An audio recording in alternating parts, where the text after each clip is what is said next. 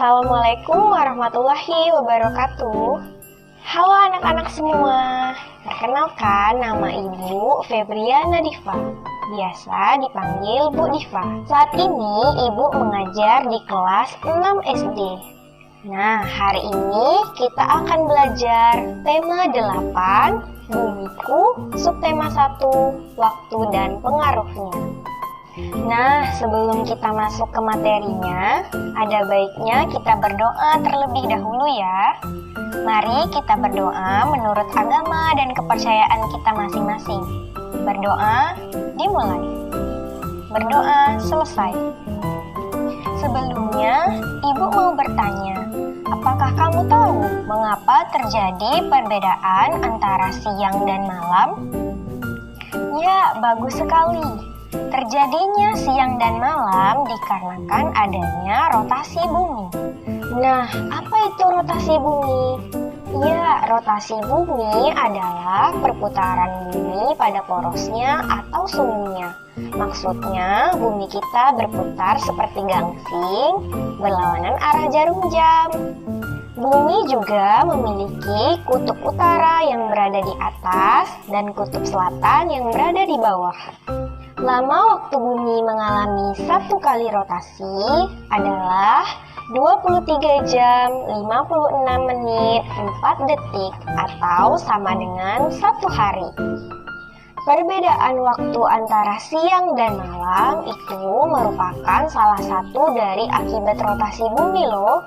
Sebenarnya masih ada akibat lain dari rotasi bumi, yaitu yang pertama, terjadinya gerak semu harian matahari. Yang kedua, terjadinya perbedaan antara siang dan malam. Dan yang ketiga, terjadinya perbedaan waktu. Mari kita bahas bersama satu persatu. Akibat dari rotasi bumi yang pertama yaitu gerak semu harian matahari. Gerak semu harian matahari adalah gerak matahari yang seolah-olah berputar mengelilingi bumi, padahal bumilah yang mengelilingi matahari. Yang kedua, terjadinya perbedaan antara siang dan malam. Pada saat bumi berotasi atau berputar dalam satu kali putaran, ada loh bagian bumi yang terkena sinar matahari dan bagian bumi yang tidak terkena sinar matahari. Nah, bagian bumi yang terkena sinar matahari disebut dengan siang dan bagian bumi yang tidak terkena sinar matahari disebut malam. Akibat dari rotasi bumi yang ketiga yaitu terjadinya perbedaan waktu. Ada 24 daerah waktu di muka bumi yang pusat waktunya berada di kota Greenwich, Inggris yang terletak pada bujur 0 derajat. Indonesia sendiri mempunyai 3 daerah waktu. Yang pertama, WIB, waktu Indonesia Barat. Yang kedua, WITA, waktu Indonesia Tengah. Dan yang ketiga, WIT, atau waktu Indonesia Timur. Setiap daerah waktu ini memiliki selisih waktu 1 jam. Waktu Indonesia Barat ke waktu Indonesia Tengah selisih waktu 1 jam. Waktu Indonesia Tengah ke waktu Indonesia Timur juga memiliki selisih waktu 1 jam. Kemudian, waktu Indonesia Barat ke waktu Indonesia Timur selisihnya adalah 2 jam. Contohnya, yang pertama, jika waktu menunjukkan pukul 9 waktu Indonesia Barat, maka di waktu Indonesia Tengah akan menunjukkan pukul 10 waktu Indonesia Tengah.